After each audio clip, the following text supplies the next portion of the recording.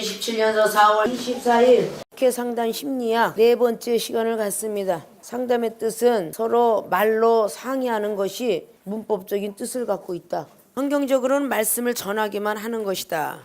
즉 사는 영이라 말하며 아담의 영이라 말할 수 있다. 자, 심리는 마흔 심자 이칠이자를 쓰고 있습니다. 마음의 작용 상태, 의식의 상태, 마음이 움직여지고 행동이 움직여지는 상태를 보고 심리작용을 한다라고 말합니다. 말씀을 받아들여서 변해가게 하는 것이다. 우리 기독교인은 말씀을 전하기만 하면 아니 될 것입니다. 말씀을 전하면 그 상대방이 변해가도록 인도하는 게 그게 사명자이며 그게 사역자입니다. 잡아서만 주기만 한 거, 이건 전하기만 하는 겁니다. 근데 잡아서 오병의 기적이 마태복음 14장에 사도 베드로에게 너도 갖다 줘봐라. 바로 그게 변하게 하는 것입니다. 고기를 잡아서 주기만 하면 평생 그 자녀는 고기 잡는 법을 모릅니다. 그러나 고기 잡는 법을 가르쳐주면서 너도 한번 잡아봐라. 그래야만 고기 잡는 자녀가 탄생될 것입니다. 복음도 마찬가지입니다. 우리가 이렇게 상담을 하면서 그 사람의 마음 작용 상태가 움직이는 모습을 봐가면서 자꾸 체험을 하게 되고 경험을 하게 되죠. 그러면 그 상대방과 대화를 하면서 움직여지는 모습, 마음의 작용과 의식 상태를 통하여서 그 사람이 나빴던 사람이 온양으로 바뀌고 말 못하던 사람이 말하는 걸로 바뀌고 혈기자가 다시 온양자로 바뀌고 은사가 없던 자가 은사를 사모하는 자로 바뀌며 말씀을 안 보던 사람이 말씀을 보고 싶은 마음으로 바뀌고 기도 안 했던 사람이 기도하고 싶은 마음으로 바뀌고 용서를 안 하고 싶었던 사람이 용서하는 마음으로 바뀌고 이렇게 바뀐다는 사실이 그게 바로 심리학의 살리는 영과 같다라는 뜻이에요. 말씀을 받아들여서 변해가게 하는 것이다. 이 세상의 모든 이치가 상대방을 변화가게 하고 소망을 갖게 하는 것이 이 세상의 이치 어느 곳이나 마찬가지입니다. 기술을 배우는 기술자들에게는 그 기술을 전수시키면서 너도 나보다 더 큰 기술자가 될 수 있다. 이렇게 전하면서 가르치죠.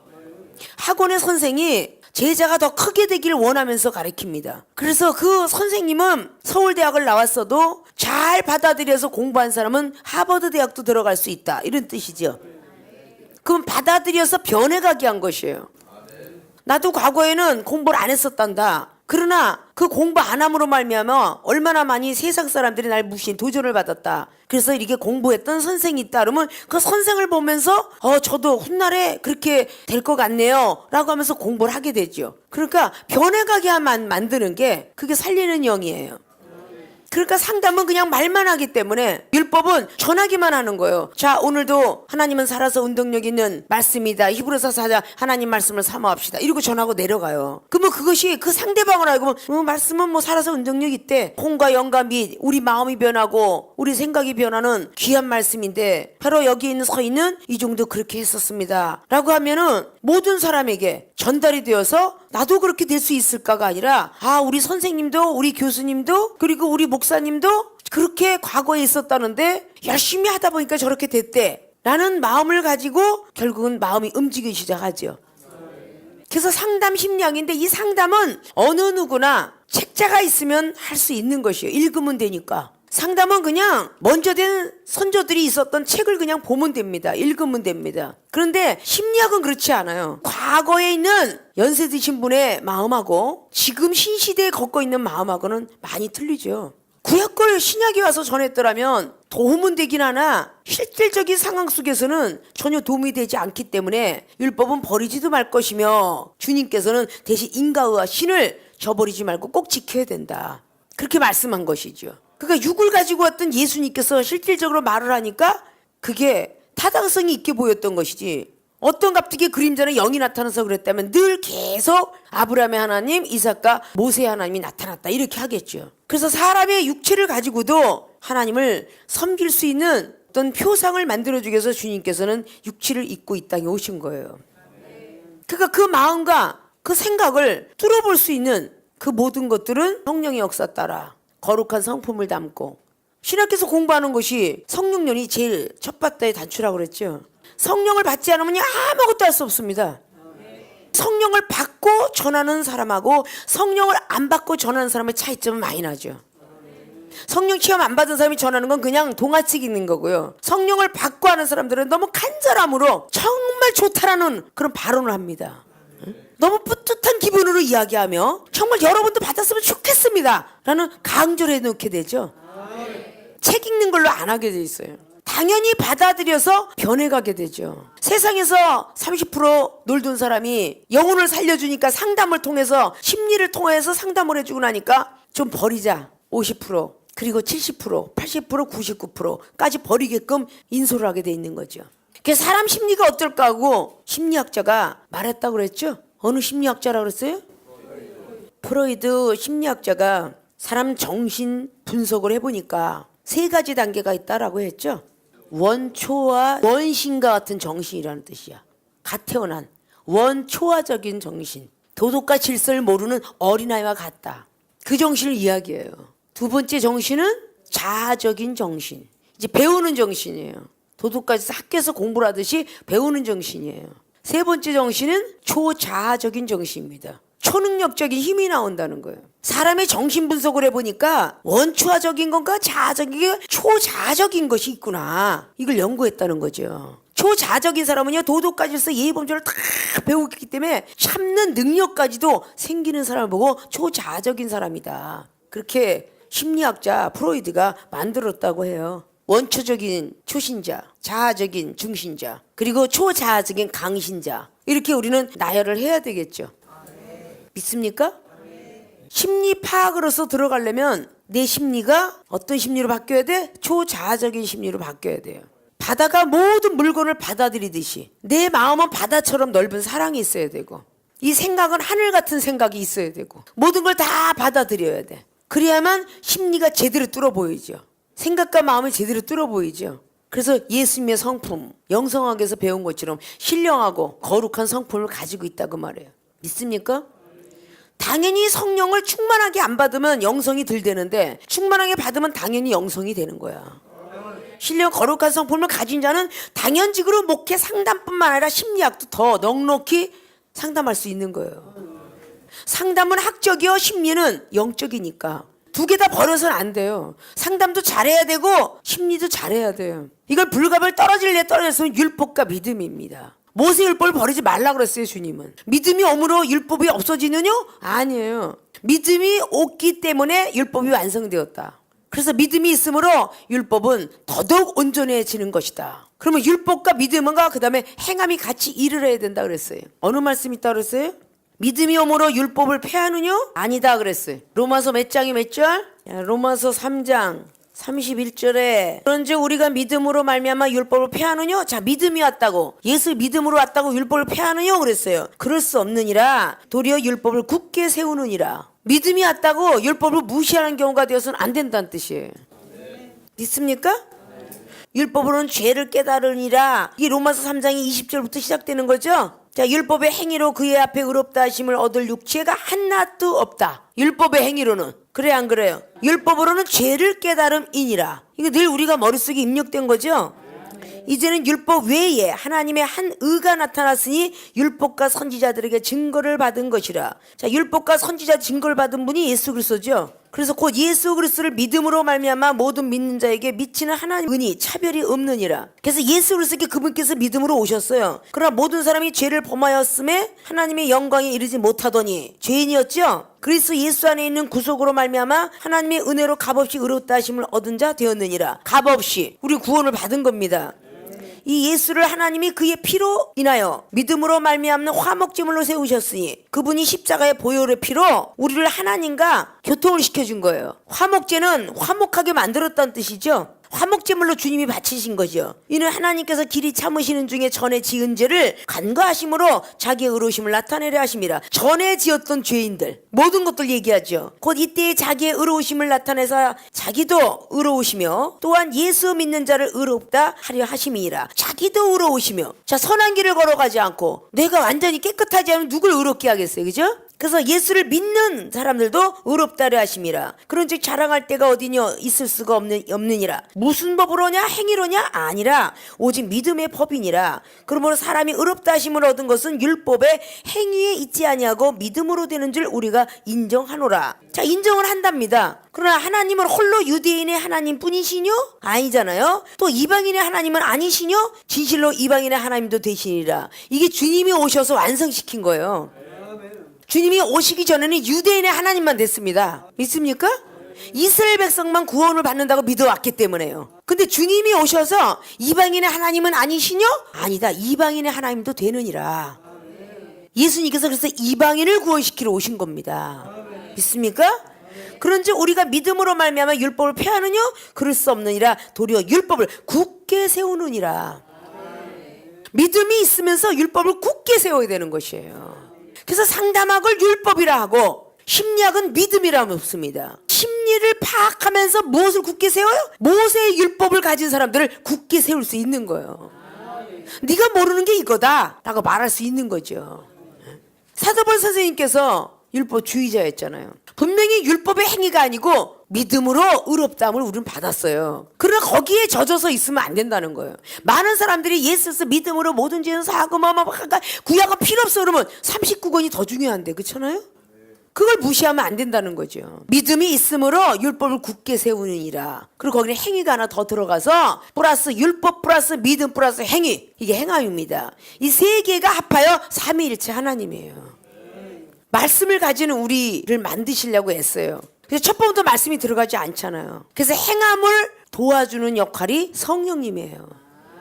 기도할 수 있도록 행하게 해요. 마음을 행하게 하고 생각을 행하게 하고, 아 나도 기도하고 싶다, 나도 무릎을 꿇고 싶다, 나도 은사를 받고 싶다, 이런 모든 싶다는 그거는 다 성령님이 도와주세요. 그래서 모든 행위, 생각의 행위요, 말하는 행위요, 모든 행동의 행위까지 다 성령님이 도와요. 성경책을 보고 싶다, 봉사를 하고 싶다, 이것은 다 성령의 이끌림입니다. 말씀부터 들어가는 사람은 없어요. 봉사를 하면서 깨닫게 되고 느껴지게 되고, 참 저 집사님은 사랑도 많다, 저렇게 욕을 하는데도 나이가 먹었는데 참기도 잘한다, 어떻게 저렇게 참고 인내할 수 있지? 이걸 보면서 깨닫게 되잖아요. 그래서 그거를 통해서 자기도 변화하는 겁니다. 믿음이 들어가는 거지요. 그래서 믿음은 들음에서 나고 듣고 나야 말씀으로 알고 깨닫느니라 라고 로마서 10장 17절을 말한 거예요. 족보는, 하나님의 족보로 우리가 올라가야 되는 것은 물론 목적입니다. 그러나 먼저 말씀이 들어가는 사례는 거의 없어요. 성령의 도우심 아니면 들어갈 수가 없습니다. 그래서 봉사를 하면서 말씀을 들어보면서 이게 행하는 거잖아요. 아 오늘 성경책 좀 보고 싶다? 이게 보고 싶다? 이게 다 손에서 작용하는 거예요. 믿습니까?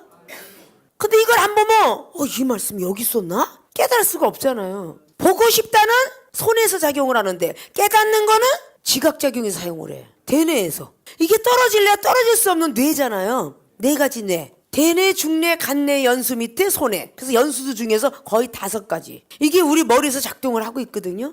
굉장히 중요한 역할이죠. 그러면서 하다 보면 봉사를 하다가 간증을 해야 하네요. 아무것도 몰랐는데 이 영적인 형제들은 왠지 만난 것과 같은 기분이 들어서 기도원을 가든 어느 집회를 가든 꼭 얘기를 하게 돼요. 어디서 오셨어요? 직분은 무엇이에요? 아 그러시구나.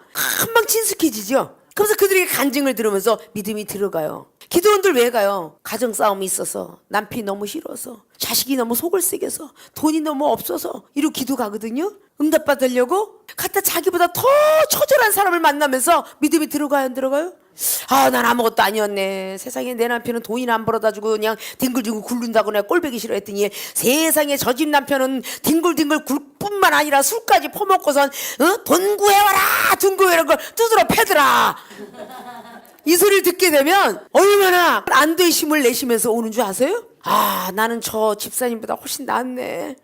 하나님 죄송해요. 나는 정말 저런 사람도 많이 있다는 거를 여기 와서 알았습니다. 그러면서 거기서 들어가는 거, 믿음이. 아침에 새벽에는 아무개, 또 오후에는 아무개. 그래서 한 3박 4일, 한 일주일만 그렇게 지필 뜨거우면 사람이 얌전해져. 얌전해지면서 잘해야지, 우리 남편한테 잘해야지, 우리 자식, 우리 부모님한테 잘해, 이러고 얌전해져요. 그러다 배터리가 떠 떨어지면 또 지랄이 나오잖아. 응. 그러잖아. 그러니까 다 기도하러 또 가는 거야. 아, 내가 지랄이 또 나오네. 금식을 좀 해야지. 이래가면서 가서 또 간증 듣고 또 믿음 들어가고. 이러다 자 간증 듣고 그래서 믿음이 자꾸 들어가는 거야. 그래서 믿음은 들음에서 낳는 거야. 응? 말씀이 우선이 아니라니까. 여러분의 믿음을 맞춰서 말씀하고 전하시면 안 된다는 거야. 심리 파악부터 해야 되는 거야. 이 심리를 잘 파악하신 분이 우리 예수 그리스도니까. 우리 주님은 어떤 모습이 되었든 저 사람의 마음을 헤아리고 그랬냐. 부드럽게 기생이 됐든 막달라 마리아가 됐든 그 귀신이 7귀신 들어간 막달라 마리아가 왜 예수님을 따라다녔겠어? 이성으로 따라다닌 게 아니라 존경하는 라본이요. 선생님으로 따라다닌 거요. 어? 좋아한다고 한들 우리 주님이 한 눈이라도 눈총을 주겠어? 능력자는 절대 눈총을 줘서는 안 돼. 그 사람의 속에 있는 하나님의 영을 부러워하고 그 사람의 하나님의 영을 좋아하면서 따라오게끔 만들어야지. 너무 잘생겼어요, 너무 예뻐요 이러고 하면 그런 사단이가 좋아해. 아십니까? 근데 너무 멋있어, 우리 목사님 너무 멋있어 막 이래가면서 썸씽이 막 일어나잖아. 그래 안 그래요? 그래서 내 안의 영을 모독하는 거야. 그죠? 그게 바로 로마서 2장 24절 율법을 아는 네가 율법을 지키지 아니하면 하나님을 모독하는 죄로다. 믿습니까? 율법을 아는 사람이 영혼을 위해서 이르러야 되는데 이성 간의 문제가 있다. 그 잘못 행하고 있다는 얘기죠. 믿습니까? 항상 우리 주님은 먼저 너 내 옷자락 왜 만졌어? 마가복음 5장 25절에도 내 옷자락을 만진 자가 있도다. 능력이 나갔도다. 그 순간에 벌써 심리 파악을 한 거예요. 그 여인 내가 12년 동안에 고생했고 하혈병이 있다는 거 몰랐겠어요? 주님은 아셨어요. 그래서 고백받기를 원하셨죠. 많은 사람 앞에 자존심의 치부를 드러내길 원했죠. 그것이 유기짓고 영이 사는 거니까. 알면서도 전부 묻잖아요. 늘 말씀드렸던 니고데모의 역사. 그 사람이 달려올 때에 왜 몰랐겠어요? 밤중에 왔다는 것은 공고하구나. 우리 주님 이미 다 아세요. 유대인의 간원이었고 지금에는 사내들은 공에서 국회의원 사당에서 일하는 일이 있다 할지라도 뭔지 모르게 마음이 공고했구나. 이걸 알았기 때문에 묻는 의도도 알았겠죠. 물을 가지고 있지만 성령으로 거듭나라. 물세를 받았지만 성령의 세례 받아라 이 뜻이거든요. 물과 성령으로 거듭나라는 뜻은 물 세례를 받았지만 성령의 세례 또 받아라 이런 얘기예요. 그래서 물과 성령으로 거듭나지 아니하면 하나님을 만날 수 없고 나라에 갈 수도 없다. 이렇게 말한 거죠. 누가복음 19장의 삭개오도 왜 주님이 몰랐겠어요? 아셨기 때문에 오늘 밤 너희의 집에 유하여 되겠다. 그 심리를 아는 거예요. 뽕나무 타고 올라가서 주님을 만나고 싶어하는 그 심리 파악을 하신 거죠. 나다나엘은 어쨌어요? 요한복음 1장에 6개월 전에 마음까지도 투시하는 주님, 무화과나무 밑에서 무슨 말을 하고 있었던 것까지 아시는 주님. 그럼 하나님의 영을 받은 모든 걸 통달하느니라. 그게 확실하게 입증해 드리죠. 고린도전서 2장 10절이 제대로 되는 하나님의 성품을 닮은 영을 받으면요 모든 것을 통달합니다. 6개월 전까지도 통달하고요. 자, 상담을 할 때 대화 몇 마디 딱 나오면 과거를 보이게 하시는 하나님의 역사가 참 많아요. 아니 하물며 점장이도 과거를 알고 점장이도 현재 왜 왔는지를 알고 미래도 알고는 하나님의 영을 받은 사람이 저 상대방의 과거를 모를 수가 있겠느냐. 몇 마디만 들으면 알 수 있다고 그랬죠? 현재도 알고 미래도 알 수 있다고 그랬죠? 점쟁이도 하는 일을 하나님 못한다면 유일신 아니죠. 하나님의 성품을 가지면 그 사람의 과거사도 보이는 거예요. 그러니까 6개월 전뿐만 아니라 더 오랜 시간에 있었던 것까지도 알려주신다 그 말입니다. 믿습니까? 다니엘 같은 경우는 바벨론 포로 생활 70년을 포로 생활을 할 것이다까지 과거 영성에서 이스라엘 백성이 고난을 받을 것까지도 알았는데 그 고난 속에 다니엘이가 복음 전하죠. 그리고 예언들 모세와 그 나머지 선지자를 통해서 나왔던 그런 것들을 다 알게 하는 그런 영이 있도다라고 말씀한 것처럼 바로 다니엘은 미래의 예수 그리스도께서 오셔서 영혼들을 구원시킬 것까지도 예언한 사람들이 전부 선지자예요. 그래요 안 그래요? 그럼 몇백 년 것까지도 예언하네? 몇백 년 후도 예언하고 몇백 년의 전도 예언을 주시는 분이 하나님이죠. 그 몇백 년뿐만 아니라 몇 억만 년 전도 줬다고 그랬죠. 모세 선지자의 사례. 모세 선지자가 창세기에 신론을 다 알아. 그래서 기록했다고 그랬죠. 아니 소위 아무것도 아닌 복술자들도 과거를 마치고 있는데 하나님의 사람이 좀 부끄럽죠?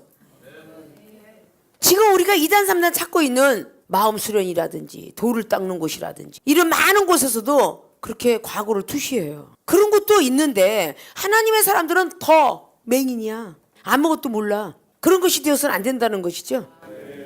바로 심리라는 이런 것들이 그 마음을 헤아리고 어느 정도 파악이 돼서 그 영이 살아날 때에 율법을 말씀을 이야기하는 거예요. 요한복음 4장에 야곱의 운물에 있었던 그 사실상을 다 들어주고 생수의 원리와 영생의 원리를 다 말해주고 그리고 남편이 어디 있느냐라고 이야기한 뒤에 완벽하게 선지자라 쏘이다라고 신앙 고백할 때에 예배를 가르쳐줬어요. 예배 중심이 뭔지를 가르쳐줬어요. 그게 말씀이죠. 내려오는 건 족보부터 시작해서 성바 성자 성령의 이름으로 말씀과 믿음과 그런 사랑의 어떤 행함으로 내려오지만 우리가 족보를 따라 올라가는 것은 밑에부터 올라가는 거예요. 그러니까 성령님부터 알아야 돼요. 성자 예수 그리스도 두 번째, 그 다음에 성부 하나님입니다. 그게 족보예요. 66권에 대한 족보. 근데 그게 우리 예수 그리스도 그분을 깨달으면 그 안에 다 들어있다는 거예요. 예수 그리스도께서 말씀도 믿음도 사랑도 다 함께 갖고 오셨어. 왕권, 제사장권, 선지자권을 갖고 왔죠. 황금과 유황과 모락을 갖고 오셨던 동방박사가 바로 예언을 한 거예요. 황금은 믿음이요, 유황은 사랑이라, 모락은 말씀이에요. 썩지 않는. 그걸 갖고 오신 거예요. 그걸 예표로 삼았죠. 사도 바울 선생님도 거기까지 올라갔기 때문에 골로새서 2장 말씀을 통해서 하는 거예요. 그리스도를 깨달으면 그 안에 보화 보물이 많다고. 그게 하나님의 비밀을 아는 것이라고. 그러니까 성령님을 알면 성자 예수 그리스도 비밀을 알게 되고 성자 예수 비밀을 알면 성부님을 알게 됩니다.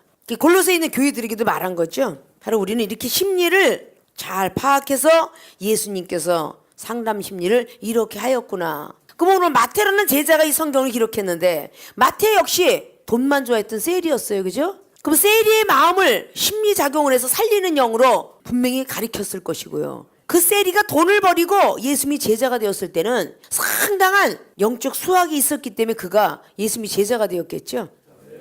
자, 그럼 마태가 오늘 마태복음 7장에 예수님의 설교를 통한 상담 심리학을 이번 학기 때 배우고 있는데 첫 번째 비판과 헤아림을 분별하라 라고 배웠고 전 시간은 티와 들보의 차이점을 깨달아라 라고 배웠습니다. 근데 우리가 신앙생활 하다 보면 비판과 헤아림 분별하고 분명히 배우고 집에 돌아가는데 가는 도중에 역시 비판의 눈과 귀가 또 열려요. 아주 이 버릇이 안 고쳐져. 그죠? 헤아림부터 먼저 오면 생각과 마음이 바뀔 텐데 우리 육체는 벌써 보는 눈이 먼저 열려있거든요. 듣는 귀가 먼저 열렸거든요. 생각과 마음은 안 보여요. 먼저 눈이 열려있고 귀가 열려있기 때문에 먼저 보면서 비판하고 들으면서 판단하죠. 무서운 일이에요. 그래서 전자의 영상을 통해서 귀머거리 3년 벙어리 3년 장님이 상년이 되면 은사의 열쇠가 열리리라 라고 말했죠. 봐도 못 본 척 들어도 못 들은 척. 이것을 통과해야만 은사구술이 내려와요. 믿습니까? 그래서 헤아림부터 보고서 안전게 눈을 딱 감으세요. 감어 그냥. 난 안 봤어 이러고. 보니까 판단하는 거잖아. 눈을 감으면 무엇이 먼저 떠오르겠어? 생각이 먼저 오잖아. 눈 감으면 생각을 하게 돼 있어. 그럼 마음이 다스려지게 돼 있어. 그래서 안 좋은 걸 보니까 눈으로 보니까 따먹고 싶은 거예요. 비판하고 싶은 거예요. 귀를 닫으면 바깥에 코골이 소리 들려 안 들려? 안 들리잖아. 왜 저렇게 코를 골지 하지 말고 귀마개를 하고 다녀. 그러면 고는 거 안 들리잖아. 근데 이 귀마개를 왜 안 해?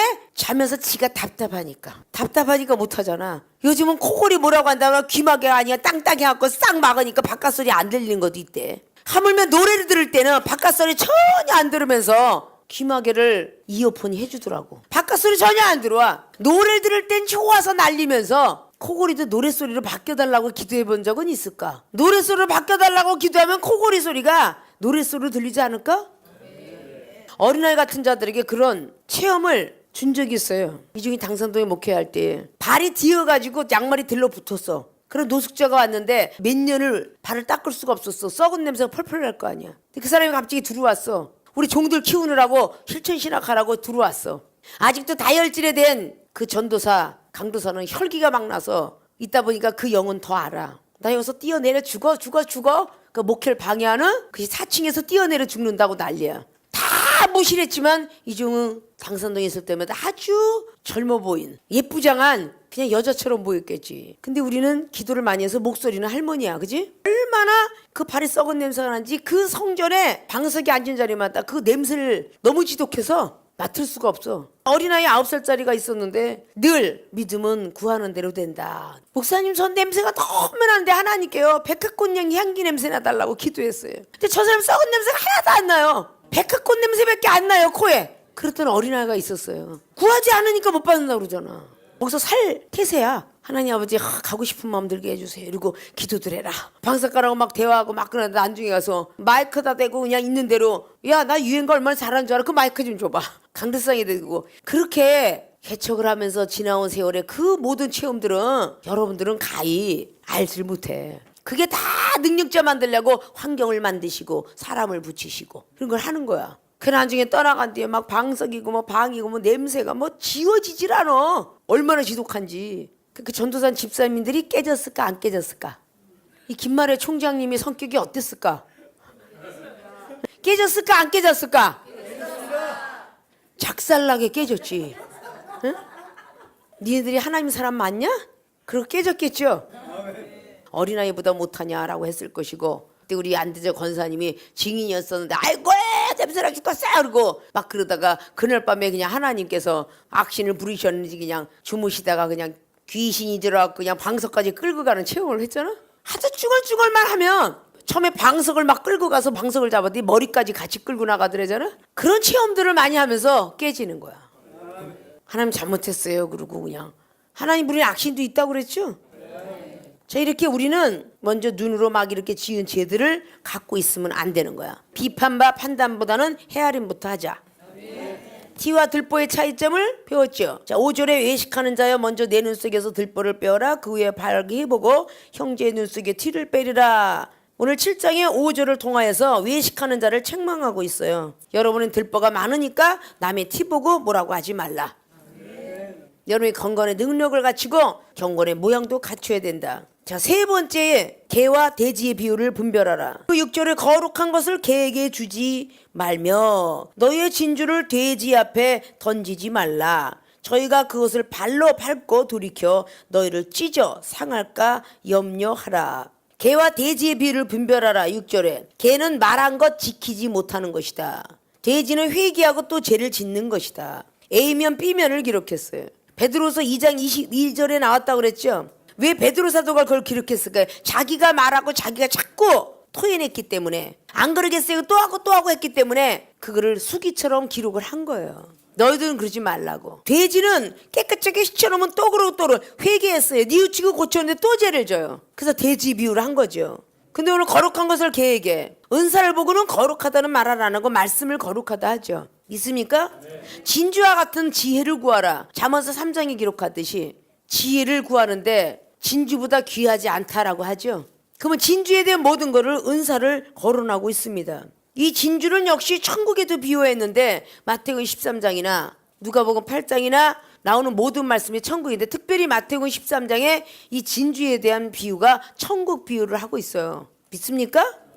진주를 사는 장사라고 나왔죠. 진주의 비유를 마태복음 13장에 45절로 기록하죠. 천국은 마치 좋은 진주를 구하는 장사와 같으니 진주를 구하는 장사와 같다 그랬어요. 그래서 진주를 천국으로도 비유한다 그 말이에요. 그러면 즉 이 말을 비롯하면 너희 진주를 돼지 앞에 던지지 말라. 회개하고 또 죄를 짓고 이런 사람 앞에 너희 진주 천국을 들어가고자 하는 천국의 마음의 확신과 천국의 확신이 있는 사람들을 자꾸 안 하겠다고 또 죄를 짓고 안 하겠다고 죄를 짓는 그 사람한테 던지지 말라라고 말했어요. 저희가 그것을 발로 밟는다 그랬습니다. 돌이켜 너희를 찢어 상할까 염려한답니다. 천국 백성이 안 하겠다 죄를 짓고 안 하겠다 죄를 짓고 그런 사람 앞에 던지지 말라. 그러면 그들이 밟고 상하게 할 것이다 라는 말이죠. 거룩한 것을 개에게 주지 마라. 안 한다고 또 하고 하는데 거룩한 것을 하나님의 거룩한 말씀을 우리는 비롯할 수 있죠. 거룩한 열매를 맺으라. 세상과 타협하는 사람은 거룩한 열매 맺으라 소리 안 해요. 로마서 6장에 너희들이 죄에서 해방됐으면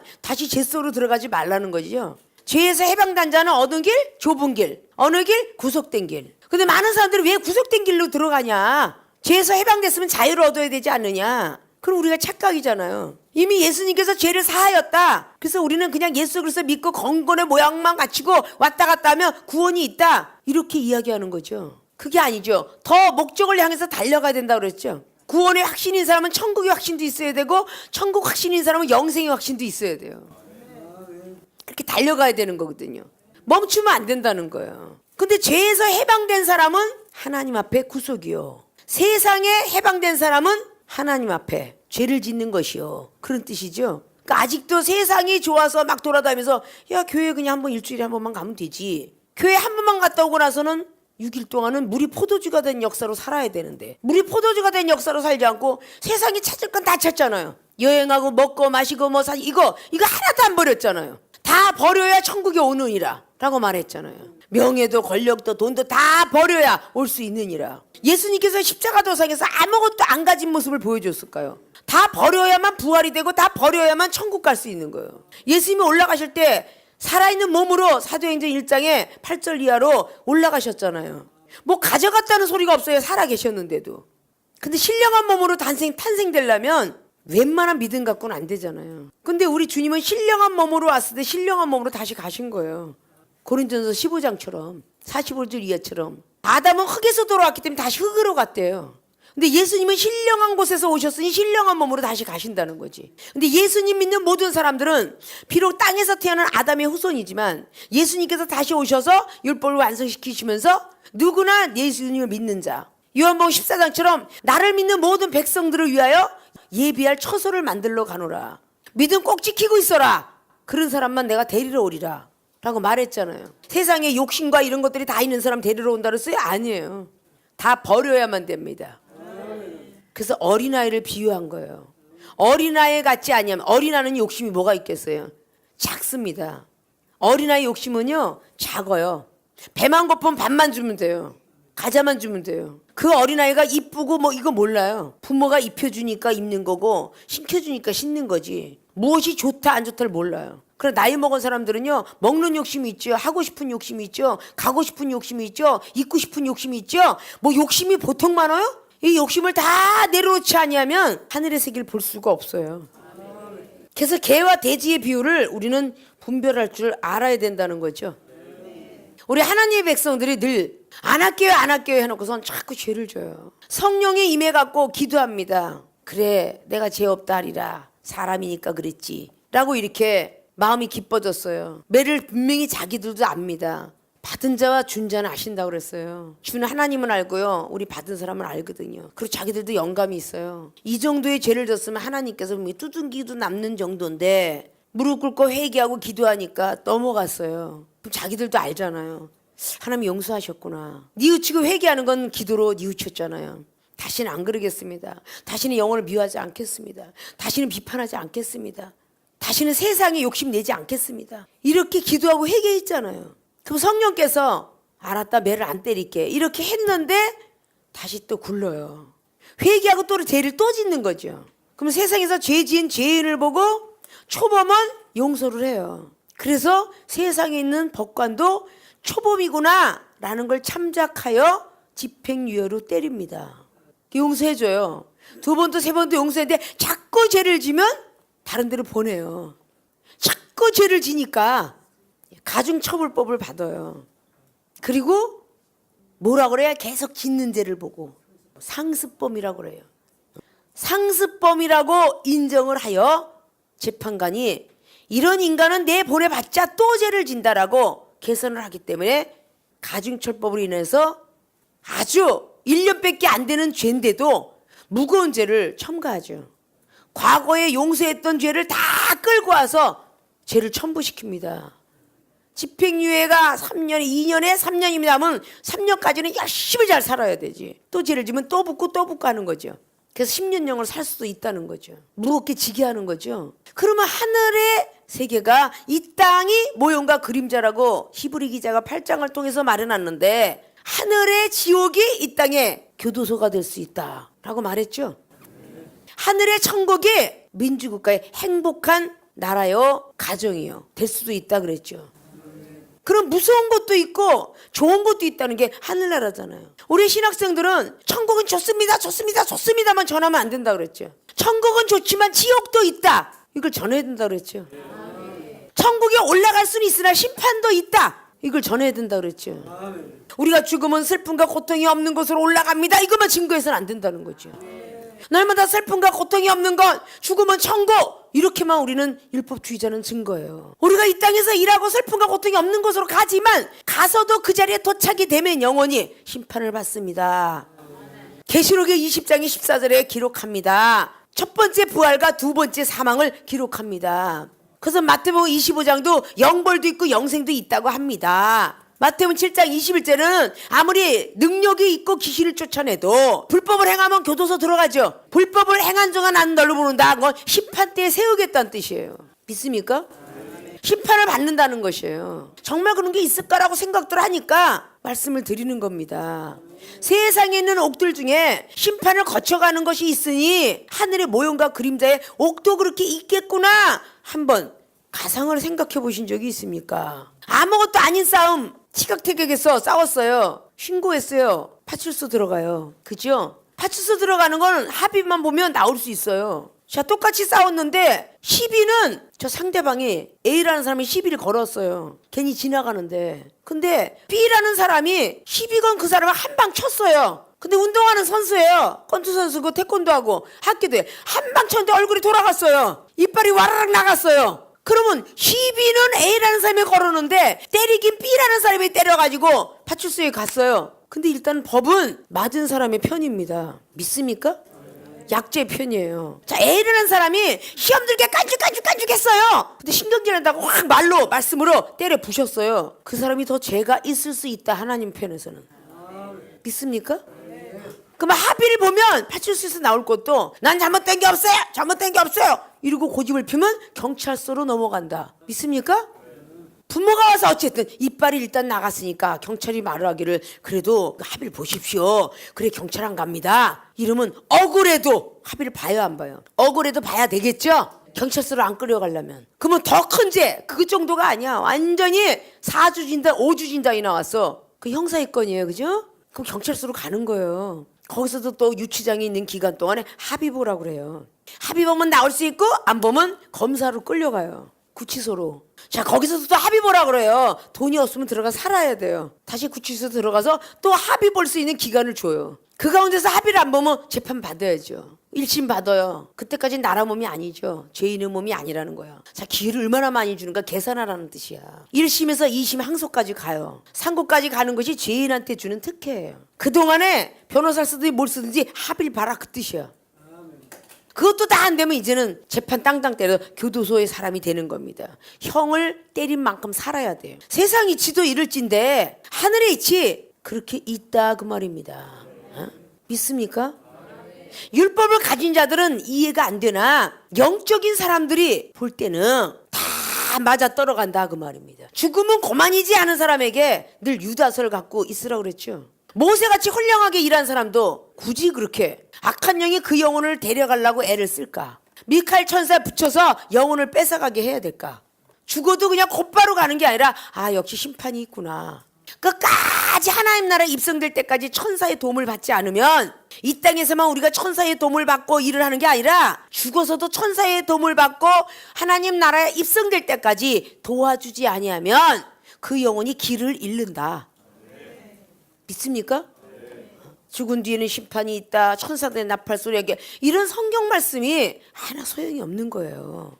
말씀은 우리가 듣고 지키고 행하라고 있는 거지 그냥 동화책으로만 남으라고 있는 건 아닙니다.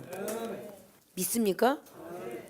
이런 것들을 우리는 머릿속에 잘 기억을 하셔야만 영혼들을 바라볼 때에 내가 개와 돼지 편에 서 있으면서 개와 돼지를 사람 되라고 가르칠 수는 없잖아. 그래요 안 그래요?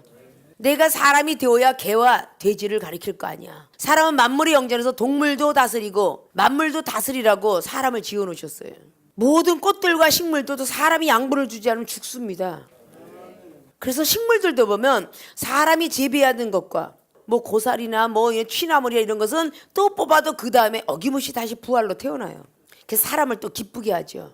그래서 온상에 자란 화초는 사람이 비료를 줘야만 살게 돼 있죠. 물을 줘야만 살죠. 그러나 구절초나 육모초 보약이 되는 고사리나 이런 것들은 아니해도 저절로 잘 나와요.